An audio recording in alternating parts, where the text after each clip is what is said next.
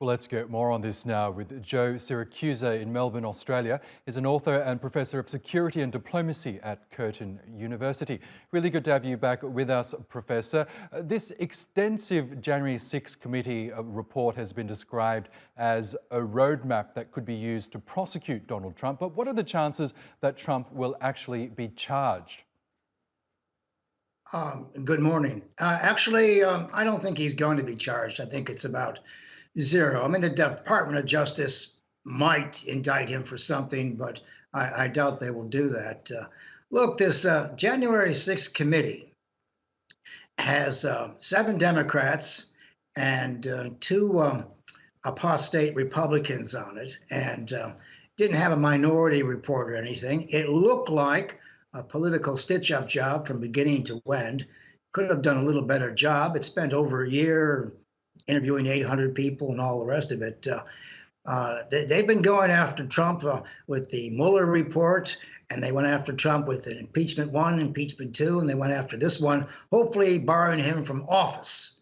Now, none of these charges are going to stick unless stupidity is a criminal offense. I mean, he did not act very brightly on the day. I watched the whole day where he got the crowd all ramped up, and then they went down the Capitol Hill, and a protest turned into a riot and all the rest of it. It never quite reached the level I thought of insurrection. Mind you, the Mining Fathers, they were looking for sort of a president who might try to enrich himself. That's why the executive office is small. That's why money comes from the House of Representatives and that kind of thing. You know, there's only so much damage you can do in a government that has 3 levels of government in it: legislative, executive, and the rest. So, you know, there's really no case to answer in the end except a political case. Now, I think the damage here is morally corrosive. I think the Republicans who want to dump Trump now have a reason to do so, not because he's guilty, but because he has too much baggage. They get tired of defending a guy who says he was robbed. Sure, John Kennedy might have stole the election in 1960, but Richard Nixon had enough good sense to walk away and say he'd lost the election.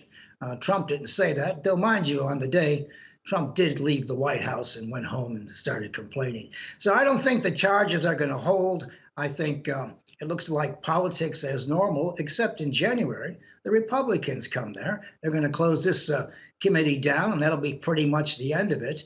But I think Trump has been hurt politically because of the morally corrosive nature of this. I mean, he's just getting too hard to defend.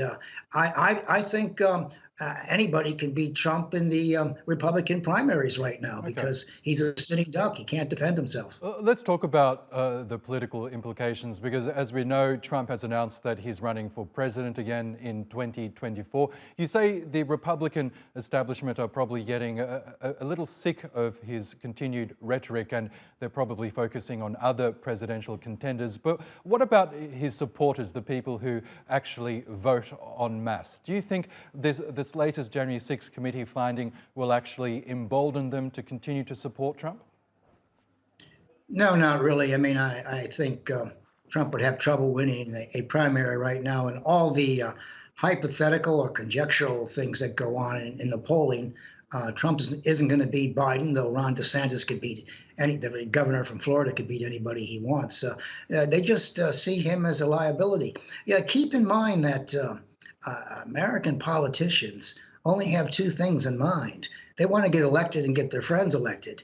You're not going to get elected supporting Donald Trump, is to say he has too much baggage here, and so they're probably going to get rid of him. And I think the legacy or the era of the 45th president is coming to an end. Yes, he's got a noisy base, but you can't win a general election with a base. You have to appeal to moderates and independents, and Donald Trump can't do that anymore. And look, he's had a couple bad weeks. I mean, a couple of weeks ago, the Trump Corporation was convicted by the Manhattan District Attorney's Office for crimes and tax fraud and the rest of it. And, you know, Trump was the CEO of that company, which either makes him complicit or stupid. Okay, Professor Joe Siracusa, we'll have to leave it there. But he's not looking like a great businessman or a great politician. It is, but, you know, Donald Trump never said he was a politician. We will have to wrap things up, but always great to get your analysis. Thank you again for joining us.